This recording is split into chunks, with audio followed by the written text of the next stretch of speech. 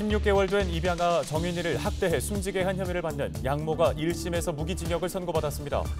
함께 기소된 양부 안 씨에게는 징역 5년이 선고됐습니다.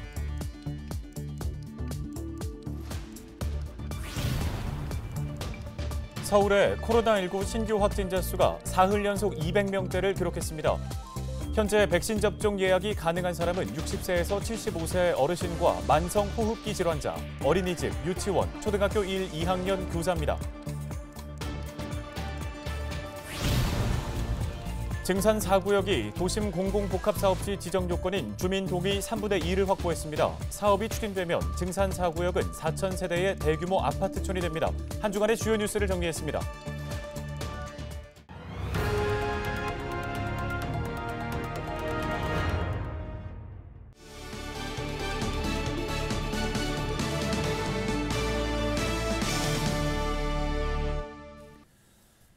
여러분 안녕하십니까? 헬로티비 뉴스입니다. 생후 16개월 된 정인이를 학대하다 숨지게 한 혐의를 받는 양모 장 씨에게 법원이 1심에서 무기징역을 선고했습니다. 장 씨의 학대를 방임한 혐의 등으로 기소된 양부 안 씨에게는 징역 5년을 선고했습니다. 심다혜 기자입니다. 검찰로부터 법정 최고형인 사형을 구형받은 정인이 양모 장 씨. 법원은 양모 장 씨에게 살인의 미필적 고의가 있었다고 볼 수 있다며 무기징역을 선고했습니다. 정인이가 숨질 수 있다는 걸 알면서도 학대했다는 겁니다. 재판부는 정인이가 숨진 당일 장 씨가 정인이의 복부를 발로 밟은 것으로 봐야 한다고 판단했습니다. 장 씨가 인간의 존엄과 가치를 짓밟은 비인간적 범행을 저질렀다고 말하고 사회로부터 무기한 격리해 잘못을 참여하도록 하는 게 타당하다며 양형 이유를 밝혔습니다. 양부 안 씨에게는 징역 5년형을 선고하고 법정 구속했습니다.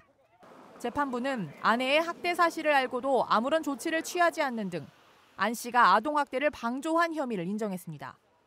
재판부는 안 씨가 양모의 학대를 제지하거나 피해자에게 치료하는 등 적절한 조치를 취했다면 사망까지 이어지지 않았을 것이라며 양육자인 아버지로서 학대를 방관하고 아이를 살릴 수 있는 마지막 기회를 놓쳤다고 봤습니다. 양부모에 대한 엄중한 처벌을 촉구했던 시민들은 선고 결과를 받아들일 수 없다는 입장입니다. 양모가 밟았는데 무기징역이 말이 되나요? 다른 범죄자들이 보고 배울 것 같아요. 이거 예방주사 놔준 거예요. 다른 범죄자들한테. 니들도 이렇게 애들 죽여도 되고 그래도 이거밖에 안 나와. 그러니까 너희들 아동학대해 하고 지금 예방주사 놔준 것 같아요. 재판부는 양모 장 씨와 양부 안 씨에게 각각 200시간의 아동학대 치료 프로그램 이수를 명령했습니다. 헬로티비 뉴스 심다혜입니다. 다음 소식입니다. 서울의 코로나19 신규 확진자 수가 사흘 연속 200명대를 기록했습니다. 네, 어제부터는 60살에서 64살 사이의 어르신도 백신 접종 사전 예약이 가능합니다. 손성혜 기자입니다. 어르신 한 분이 동주민센터 직원의 도움을 받아 백신 접종 예약을 하고 있습니다. 신분증과 본인 명의 핸드폰만 있으면 주민센터 직원이 접수부터 예약 확인까지 대신해 줍니다. 제가 또 컴퓨터에 능숙하지 않다 보니까 여기서 하니까 너무 편리하고 좋은 점이 많더라고요. 아, 이런 방법이 있어서 더 많은 사람들이 했으면 좋겠다고 느꼈어요. 백신 접종 예약은 사전 예약 온라인 홈페이지 누리집을 이용하거나 중앙콜센터 1339 또는 자치구보건소 콜센터로 전화하면 되지만 이렇게 집에서 가까운 주민센터를 직접 방문해도 됩니다. 현재 예약이 가능한 사람은 60살에서 75살 어르신과 만성호흡기 질환자, 어린이집, 유치원, 초등 1, 2학년 교사입니다. 14일 0시 기준 서울의 코로나19 신규 확진자는 231명입니다. 양천구 확진자는 4명, 은평구는 3명입니다. 은평구 확진자 3명 중 2명은 확진자가 30명 이상 나온 교회 관련 확진자입니다. 지난 3일 첫 확진자가 나온 강남구 직장 관련 확진자는 어제 하루 10명이 늘었습니다. 역학조사 결과 확진자들은 휴게실을 공동으로 이용했고 확진자 중 일부는 증상이 나타난 후에도 근무한 것으로 확인됐습니다. 동부권에선 음식점 지인 모임으로 인한 집단 감염이 나왔습니다. 11일 모임 참석자 1명이 최초 확진 판정을 받은 이후 9명이 추가됐습니다. 역학조사에서 확진자들은 마스크 착용이 어려운 음식점, 카페, 노래방 등 다양한 장소에서 여러 모임을 하였습니다. 최초 확진자가 발생한 모임의 참석자가 다른 지인 모임을 가지고 그로 인해 그 모임의 참석자, 지인, 가족에게 추가 전파된 것으로 보고 방역당국은 최근 나들이나 행사, 지인 간 모임이 늘어 코로나19 확산 위험도가 높아지고 있다며 주말에도 이동을 자제해달라고 당부했습니다. 헬로티비 뉴스 손성혜입니다.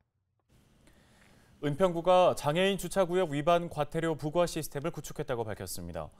이번에 만든 시스템은 장애인 주차구역 위반 차량 번호를 입력하면 차적 조회부터 과태료 사전 통지, 체납 고지서 발송까지 한 번에 처리할 수 있습니다. 그동안 은평구에서는 담당 공무원이 연간 3천여 건의 신고 민원에 대해 위반 사실 확인, 과태료 고지서 발송, 사진 전송까지 모든 업무를 수작업으로 처리해왔습니다.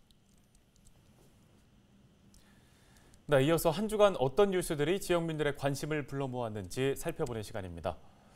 다음 달 최종 발표되는 제4차 국가철도망 구축 계획에 포함된 철도망 중 은평구를 지나는 노선은 무려 3개입니다.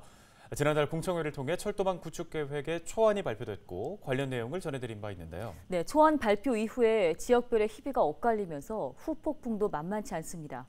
은평구는 철도 교통의 중심지가 될 것이라는 기대감이 커지고 있습니다. 손성혜 기자가 관련 내용 정리했습니다. 은평구와 관련된 노선은 기존 사업인 신분당선 서북부 연장선과 신설 노선인 고양 은평선, 경부 고속선입니다. 은평구에 어떻게 보면 남북을 가르는 철도망 3개가 지금 포함이 돼 있어서 여러 매체에서 지금 언론에서는 그 가장 수혜를 받은 지역이 은평이다. 이 중 은평구가 가장 주목하는 노선은 수색역과 금천구청을 연결하는 경부 고속선입니다. 수색 DMC역, 가칭 서울 북부역을 유라시아 철도 출발지로 지정하는 사업 추진에 힘이 실린 것으로 보기 때문입니다. 유라시아 철도는 북한을 거쳐 중국, 몽골, 러시아, 유럽을 연결하는 철도로 은평구는 수색역을 유라시아 철도 출발지로 지정하는 타당성 검토 용역을 진행 중입니다. 주변 지역이 교통적으로 이제 발달을 하게 되면은 국제 역사로서의 기능은 더 나아지는 거죠. 반드시 필요하게 되고 아무래도 이제 그쪽에서 역사가 생기면 국내로 여행하시는 분들이 어쨌든 지하철이든 인천공항 접근성이든 그런 부분들에서 나아지는 부분이니까 이제 강역적으로 좀 연계되어 있는 게 중요하긴 하죠. 고양 은평선은 창릉 신도시 광역교통 대책으로 나온 노선으로 은평 세전역에서 고양까지 갑니다. 은평구는 이 노선 세전역과 고양 향동역 사이에 신사 고개역을 추가하는 방안을 추진하고 있습니다. 신분당선 서북부 연장선은 경제성 부족으로 인한 사업 추진 중도하차 위기를 넘겼습니다. 신분당선 서북부 연장선은 예비 타당성 조사 단계에 멈춰 있어 사업 재검토 가능성이 거론됐지만 3차에 이어 4차 철도망 구축 계획에도 포함돼 사업을 계속 추진할 수 있게 됐습니다. 제4차 국가철도망 구축 계획은 철도산업위원회 심의 등을 거쳐 다음 달 최종 발표됩니다. 헬로티비 뉴스 손성혜입니다. 안양천을 명소로 만들기 위해 8개 지자체가 힘을 모으기로 했습니다. 양천구와 구로구 등 안양천을 접하고 있는 서울과 경기도의 기초지자체들은 11일 안양천 생태초화원에서 안양천 고도화와 명소화 사업을 위한 업무 협약을 체결했습니다. 지자체들은 안양천 명소화를 위한 기본 계획을 수립하고 국비 예산 확보 협력과 시설물 공동이용, 벚꽃 백리길 조성 사업 등에 나서기로 했습니다.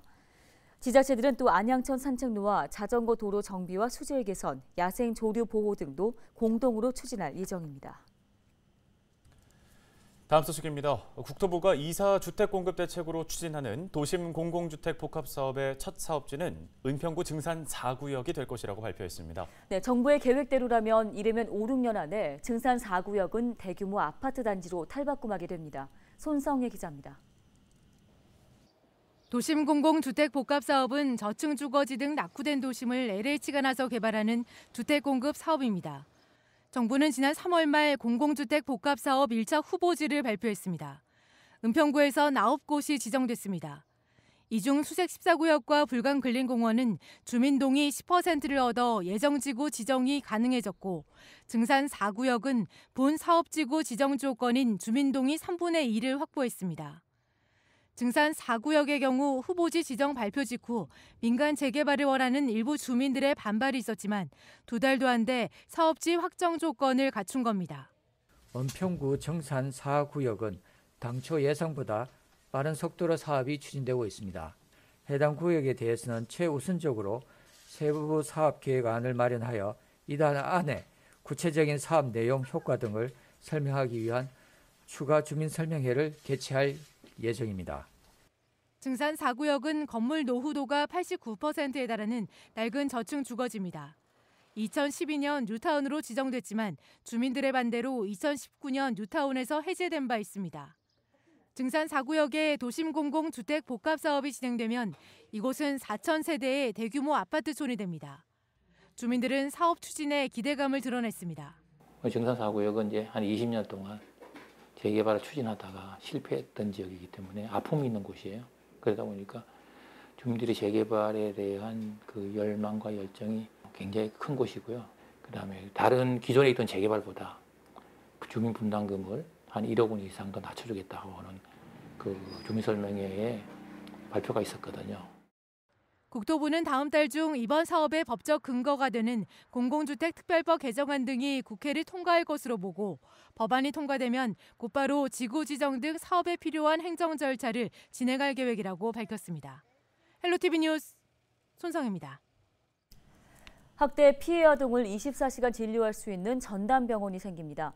서울시와 서울경찰청은 학대 피해 아동의 발견에서부터 보호에 이르기까지 전 과정에 공동 대응하는 내용을 담은 아동학대 대응 강화 대책을 발표했습니다. 우선 서울시는 서울대병원 등 8개 병원을 학대 피해 아동 전담 의료기관으로 지정했습니다. 학대 피해 아동 전담 의료기관은 평일은 물론 주말에도 24시간 진료합니다. 7월부터는 자치구별로 전문가가 직접 참여하는 아동학대 판단회의도 운영됩니다. 이는 아동학대 사건을 전문가가 들여다보고 객관적으로 학대 여부를 판정해 사각지대가 발생하지 않도록 하기 위한 겁니다. 서울시는 이번 대책은 지난해 양천에서 발생한 16개월 입양아가 학대로 숨진 사건을 계기로 마련됐다고 설명했습니다. 서울시가 보육교사들이 코로나19 백신 접종 이후 백신 휴가를 마음 편히 쓸 수 있도록 대체교사를 지원한다고 밝혔습니다. 앞으로는 대체교사가 필요한 어린이집은 서울시 보육포털에 구축된 대체교사 인력풀을 활용해 구직을 희망하는 대체교사에게 직접 연락해 채용을 하면 됩니다. 반대로 대체교사로 활동하기를 원하는 보육교사 자격증을 소지한 보육인은 대체교사 인력풀에 관련 정보를 입력하면 됩니다.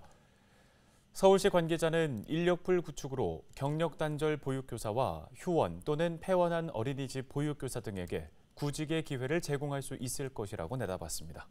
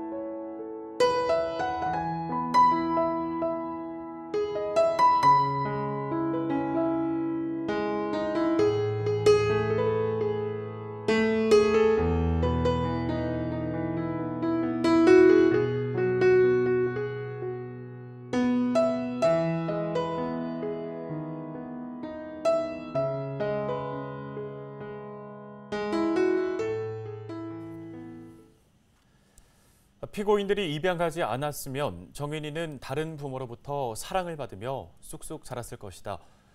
16개월의 생을 마감한 정인이의 양부모를 엄벌해달라며 검찰이 한 말입니다. 재판부는 결국 양모에게는 살인 혐의를 인정해 무기징역을, 양부에게는 징역 5년을 선고했는데요. 사필 규정이 아닌가 싶습니다. 낳았든 입양을 했든 자식은 자식인데 어떻게 그 어린아이에게 끔찍한 짓을 할 수 있었던 걸까요? 부디 정인이가 하늘나라에서는 편히 잠들기를, 그리고 다음 생에는 꼭 좋은 부모를 만나 행복하기를 빌겠습니다. 뉴스 마치겠습니다. 고맙습니다.